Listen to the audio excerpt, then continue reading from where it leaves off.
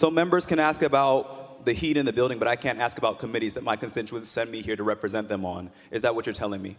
Mr. Speaker, the representative did not present any unfinished business at the time they asked a question about committee assignments. Are we going to quiet down and listen, or are we going to sit there and clap? All right, troopers, let's go ahead and clear the room. No. Mr. Chairman, would it be possible to just clear the half that's causing the trouble? I don't know that we can determine the half, so let's just clear the room. No, this is their third time.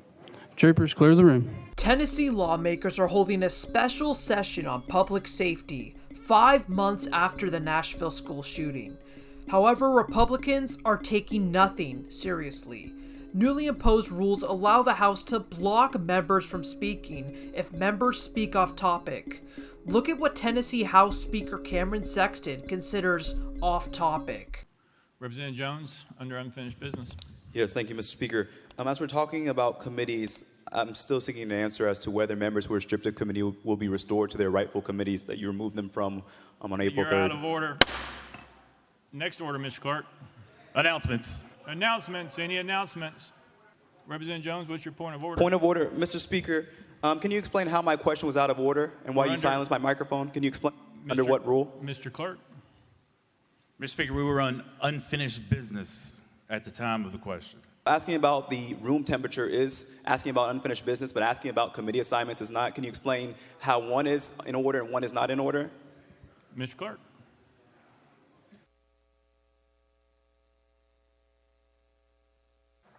Mr. Speaker, the Speaker of the House makes rulings on what is in order and not in order under any particular order of business.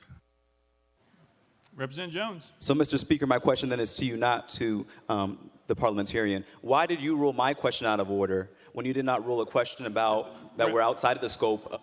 Representative Jones, you asked, I think, Mr. Clerk, if I'm right, a parliamentary question which would go to the clerk. Is that correct, Mr. Clerk? Yes, Mr. Speaker, that's correct. So we're moving on. In committee hearings, the new rules also prohibit public listeners from holding up signs. Otherwise, you'll be kicked out. House rules also disallow the use of signs in committee. Please refrain from displaying signs during the committee hearing. I still see some signs. You can either exit the room or put them up. And I will tell you this, if there's an ongoing problem with these signs, we'll just clear the whole room. Trooper, the third one back in the center needs to exit the room. The other one holding the sign up needs to exit the room also. Trooper, the lady back there holding the cell phone standing up in the blue needs to leave the room. This is not what democracy looks like. While the House is in disarray, Senate Republicans are holding committee hearings on mental health coverage that last less than a minute and table the legislation. Chairman, you have 9 present. Okay, members, we do have a full quorum to be able to conduct business today. Chairman Watson, you're recognized. Yeah, thank you, Mr. Chairman. Mr. Chairman, get the day started. Mr. Chairman, I move we lay on the table the bill scheduled for today's calendar. That is a proper motion. Is there a second? Second. There is a second on that. Those in favor of the motion say aye. Aye. Opposed, like sign. Motion passes. Mr. Chairman. Chairman Watson, you're recognized. Thank you, Mr. Chairman. Mr. Chairman, move adjournment subject to the call of the chair. All those in favor of adjourning, subject to the call of the chair, say aye. Aye. Those opposed, say no. Ayes have it. Committee's adjourned, subject to the call of the chair. Other Republicans are simply denying that any action toward addressing gun safety is needed at all. All of us, upon being sworn in as a member of the Tennessee State Senate, took an oath of office per Article 10 of our state constitution that we would not consent to any act or thing whatever that shall have a tendency to lessen or abridge the rights and privileges of the people of Tennessee. The oath means as much to me today, and I'm sure it does to you, as it did the very first time I was sworn into this office.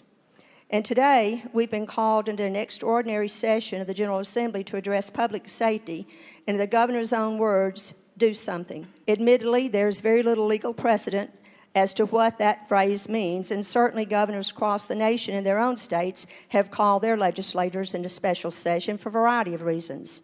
Courts have upheld their power to do so. But as a state senator in Tennessee who swore an oath to the Constitution and to the people, I must ensure that my actions also satisfy my conscience to that oath. When I consider the phrase extraordinary occasion, it speaks to me that is an emergency and something of an urgent nature that needs, for various reasons, cannot be postponed, as it would perhaps put our republic or our people in danger or the threat of something imminent. People in my district have spoken loudly on this issue, and the overwhelming consensus is that we face no emergency or immediate danger. Just regarding the comments that there is no emergency, I did want to point out to all of my colleagues that since we gavelled out of the last session, there have been 478 shootings, 7 mass shootings, 185 adults killed, 24 children killed, 38 children injured, 258 estimated firearm suicides. I don't know how we could ever look at those kinds of numbers and say that that is not an emergency.